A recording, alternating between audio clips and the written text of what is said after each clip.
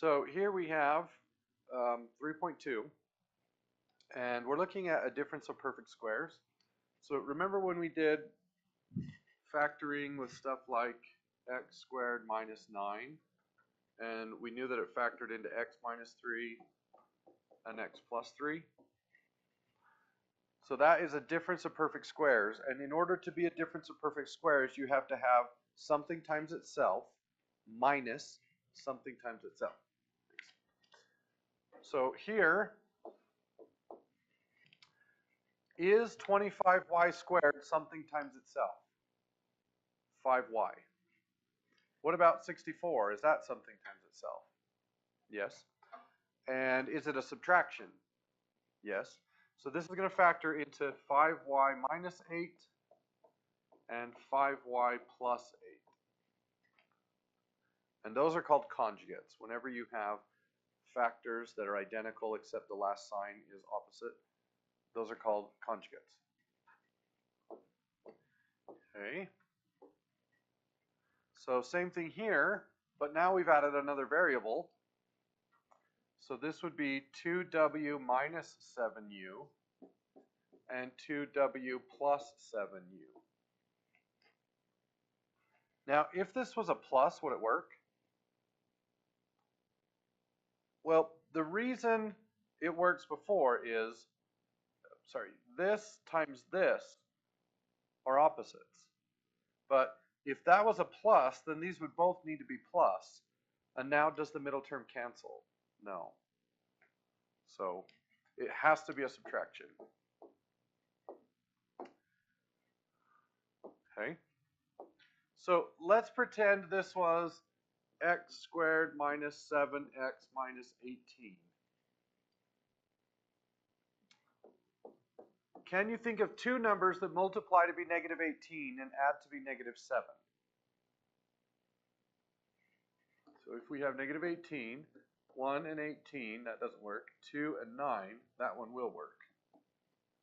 So it would be x plus 2 and x minus 9. Now, by putting a y in here and a y squared in there, all that does is put an x here, or a y here, and a y there. So if you wanted to use the box, you could. So this is x squared, and this is negative 18y squared. So we multiply those together, negative 18x squared y squared, and negative 2xy, or sorry, positive 2xy, and negative 9xy are the factors. So 2xy, negative 9xy, pull out an x, and I get x plus 2y, pull out an x, and I get x minus 9y, and those are my two factors. So that extra variable makes it look more difficult, but it actually isn't any more difficult.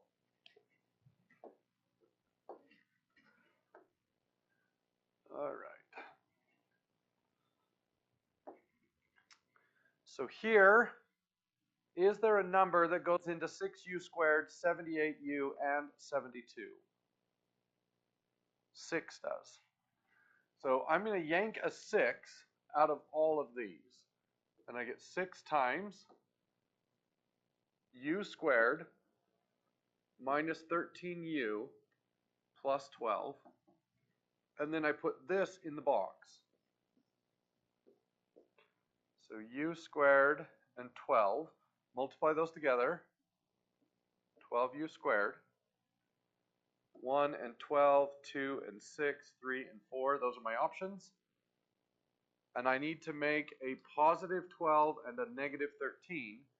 So that's going to be minus 1x and minus 12x. Or I guess they're u's. Minus u and minus 12u. What does the top row have in common? A u. I get u minus 1. What does the first column have in common? A u. Take out a u and I get minus 12. Now, don't forget, there's already a 6 out front. So 6 times u minus 1 times u minus 12. That is the factored form. Okay?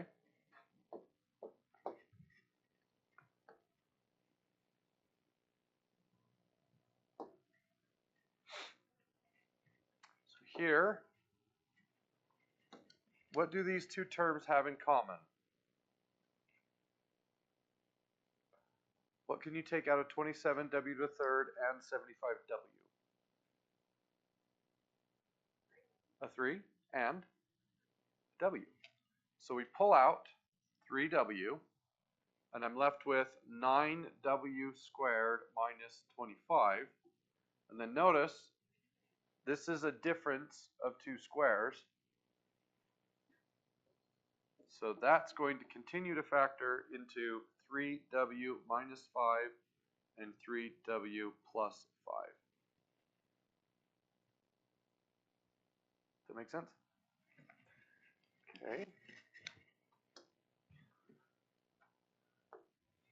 And the last one.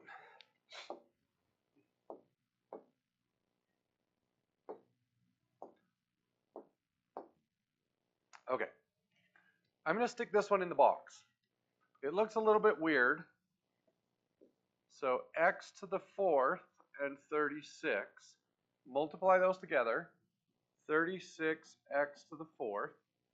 So my options are 1 and 36, 2 and 18, 3 and 12, 4 and 9, 5 doesn't work, 6 and 6. And I need to make a negative 13x squared. So it would be negative 4 and negative 9, but it's actually negative 4. Usually it's x. But in this case, it needs to be x squared. So negative 4x squared and negative 9x squared. Now what does the top row share? X to the second. I pull out an x to the second and I get x to the second minus 4. And over here I pull out an x to the second and I get x to the second minus 9. So x squared minus 4 is one factor, and x squared minus 9 is another factor, but both of those are a difference of perfect squares.